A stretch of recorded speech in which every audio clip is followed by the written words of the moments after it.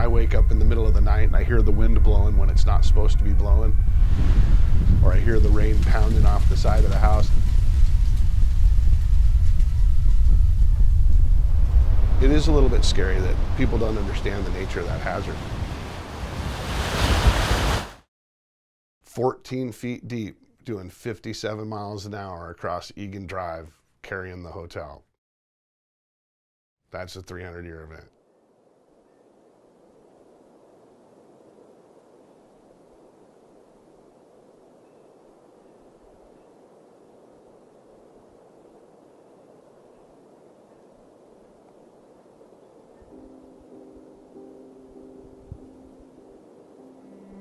Juneau is leftover remnants from glaciers gouging out fjords. So it's very, very vertical, straight up and down, right on the water. We're just a mile away from the ice fields in most all directions, so we have some unique weather. We see a lot of rain here at sea level just because of how warm the ocean is and how much it keeps the temperatures really normalized, I would say. But when we do get cold weather systems, we can see huge snows at elevations where we see about a 4-degree average temperature change per 1,000 feet. I think 3 degrees more for the national average, but here right on the ocean, we tend to see a little more dramatic changes in temperature. So when it's 40 degrees here in town, it's definitely snowing at the top of the mountains.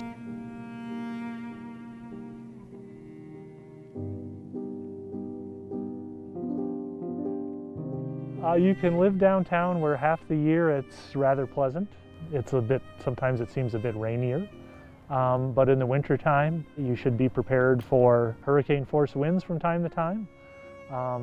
Electricity outages, so I hope you have a wood stove or you know how to chop wood and make fires. And don't build too close to the mountain or you might find yourself under quite a bit of snow at a certain point.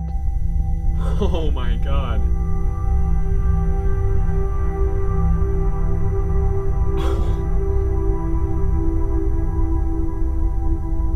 Southeast Alaska, the mountains are young. We have a thin soil with lots of trees on very, very steep hillsides that easily peel off with enough rain. And when we start to see storms that deliver 3+ inches of rain in 24 hours, we really worry about that kind of stuff.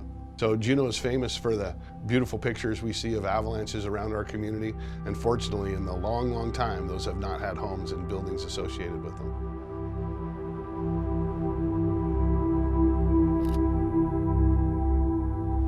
So my first experience was the one that this was the Barrens avalanche, and just seeing a telephone pole snapped in half.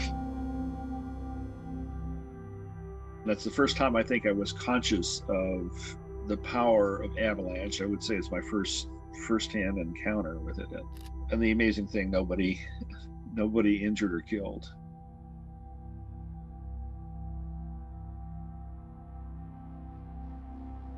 It is quite fantastic way to wake up at 5:10 in the morning with snow and glass in your face and a screeching wind, smothering with snow all over the place. Jerry went all around the bed and did not cut his feet, which was a miracle. This is probably after some of the damaged parts were pulled off of there.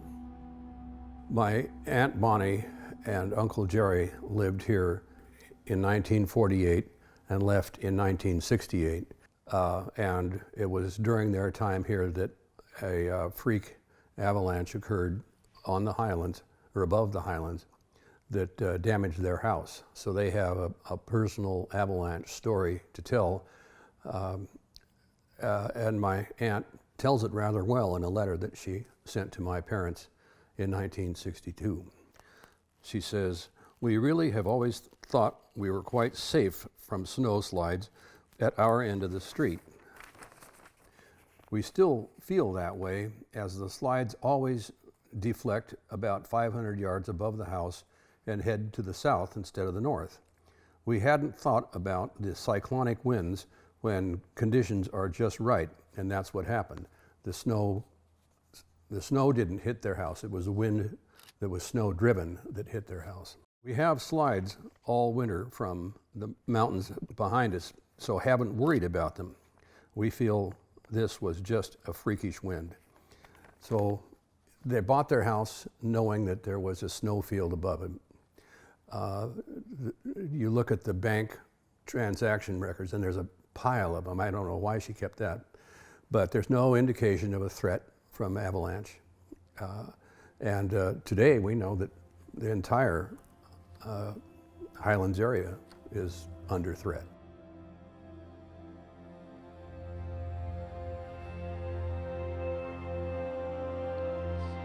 You know, we look at avalanches on a 300-year cycle, and those houses were built in the 1950s and 1960s. The 300-year perspective is hard for people to fathom when they've only seen 20 years of history. Oh, that's never happened while I've been here, and I've lived in this house since 1967. You know, and it's like, okay, but it took the roof off your neighbor's house. So they've never seen avalanches of historic proportions, and should they occur, those houses probably won't be there anymore.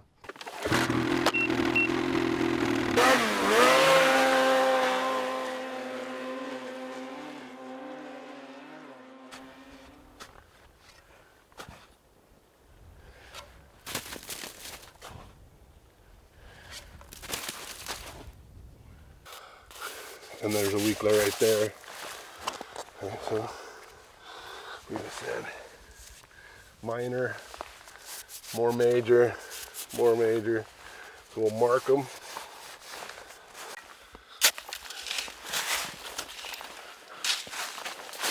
All this snow right here is all avalanche debris. So this was the day of the Barrens Avenue Path slide, and that tree it broke off is over 50 years old. So this shows you were in the nature of 50-year avalanches on that day. Well, we really worry about everything on the Mount Juneau face, from the White subdivision through the Barrens neighborhood, and as you turn around the corner up Evergreen Ave and headed up the Flume Trail all the way into Perseverance Basin. We see a lot of avalanches back Perseverance Basin in the wintertime, and people need to recognize those are all hazard zones.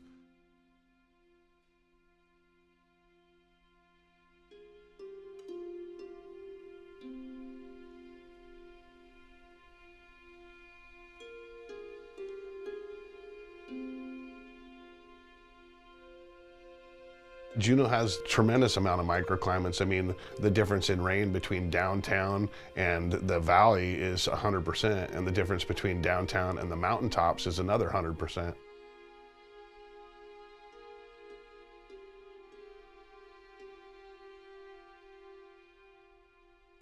Anyone who's been through a full 4-season cycle here in Juneau can see why this was a good spot. And of course, this is now kind of interesting for the Settler Society.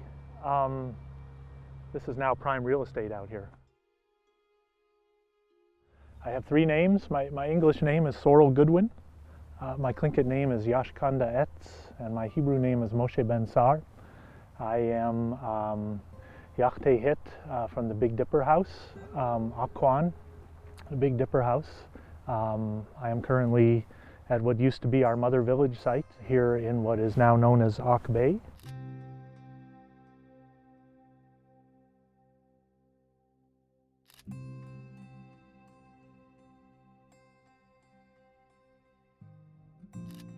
The city of Juneau proper, of course, is downtown because of extractive economies. The legacy is still here. And for us, the legacy, of course, is that we don't live in a lot of the places that we used to live. Alaska's capital, Juneau, with a population of 10,000, is reached only by sea or air. It boasts the most moderate climate in the state, in the 60s during the summer, the 30s in the winter. The outcome of settler colonialism here in Juneau was not very pleasant for our people. We were subjected to a very slow form of ethnic cleansing from this part of Juneau. As soon as the canneries started moving in, what they would do is they would claim the head of a creek or a river, and then they would start claiming land on either side of that initial claim, and it would keep getting bigger and bigger and bigger. If you were to see what they were doing and how they were going about it over there in that part of town, cutting down all the trees, and then just building in an area that very frequently in the wintertime gets hurricane force winds. We now call them the Taku winds, is underneath several avalanche chutes. And then eventually building a mine downtown, right smack dab in the middle of this area that did have all of these pre-existing natural hazards.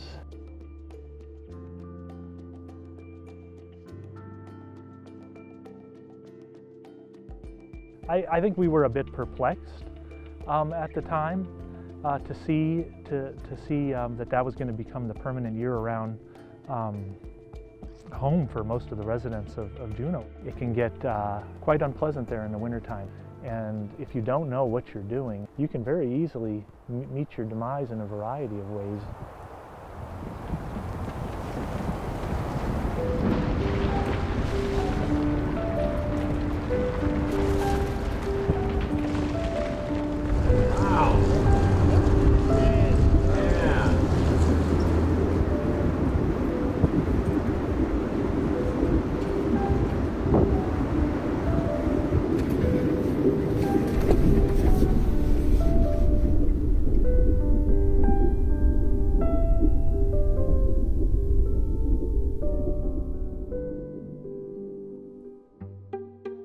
Okay, well, the Barron Slide Zone is right above us, and literally on the other side of my neighbors is the zone.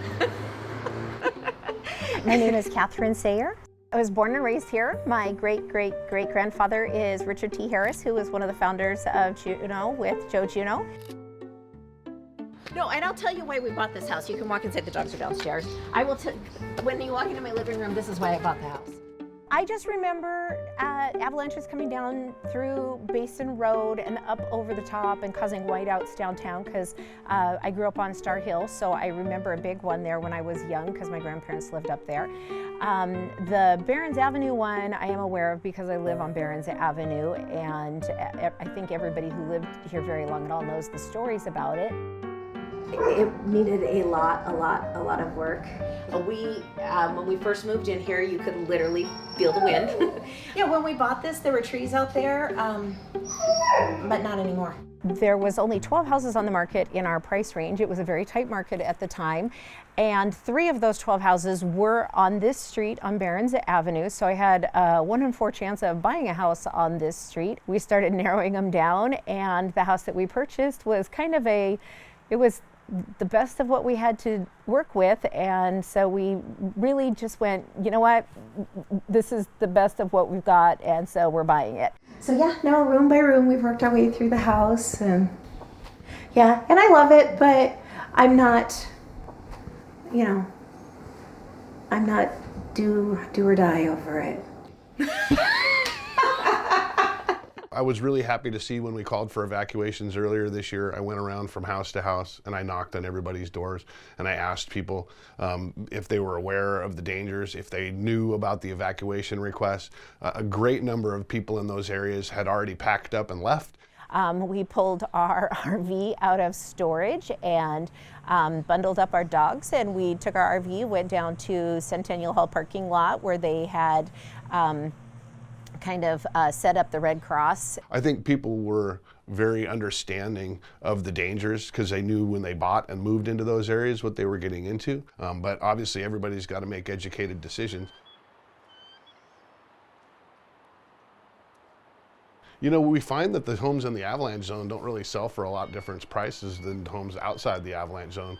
We have mudslide zones, we have flood hazards. Juneau has a lot of houses located in hazard zones all over the community. So it's really unique in that avalanche zones are just one of those many hazards.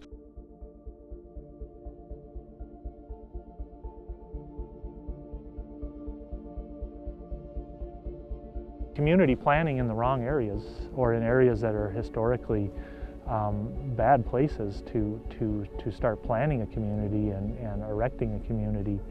I mean, you can point that out all over town.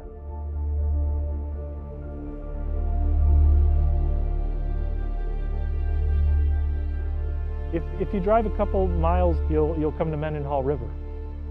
What's going on with Mendenhall River right now? It's eroding like crazy. At a certain point, I'm very curious to see what's going to happen as that river continues to erode and everyone there has to either risk falling into the river or having to relocate all of those structures. I've never seen anything like it. In the 12 years I've been in Juneau, I've seen some of the biggest snow years, and I've seen some of the warmest, driest winters we've had. So it's really a wild card to know what you're going to get from year to year, but we're definitely seeing more extreme weather. I'm sure that climate change has some effect of it as well. As we see more extremes in our weather, bigger storms, we're definitely going to see bigger avalanches. Global warming is not global warming, it's climate change, and due to that, we're just going to have extremes of all kinds. You see these changes happening, and of course, Alaska, I just read the other day, is warming faster than most other places, just because of where we are located. So in a lot of ways, Alaska is going to continue to be the canary in the mine